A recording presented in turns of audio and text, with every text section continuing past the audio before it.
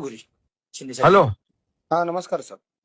नमस्कार नमस्कार. फार दुर्दैवी वाईट घटना घडलेली आहे आणि आपण एकाच परिवारातले आहोत. मी कालपासून परवापासून एसपी पोलीस या सगळ्यांच्या संपर्कात आहे.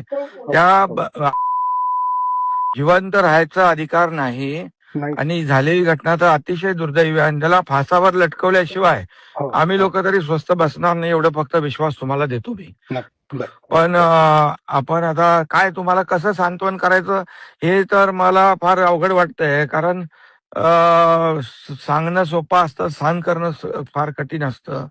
त्यामुळे तुमच्या पोटचा गोळा गेलेला आहे आणि अतिशय दुर्दैवी घटना आहे, एकदम माणुसकीला कलंक आहे. अगदीच.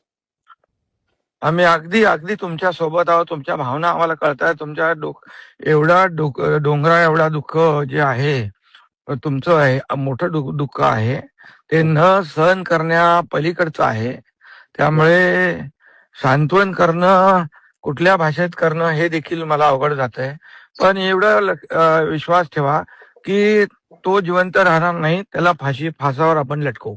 सर माझं एक म्हणणं होतं, जसं योगी सरकार जसं जे निर्णय घेतात तसं आपल्या महाराष्ट्रात सुद्धा आपल्या सरकारने असे निर्णय घ्यावेत आणि बरोबर. समक्ष मागावं सर.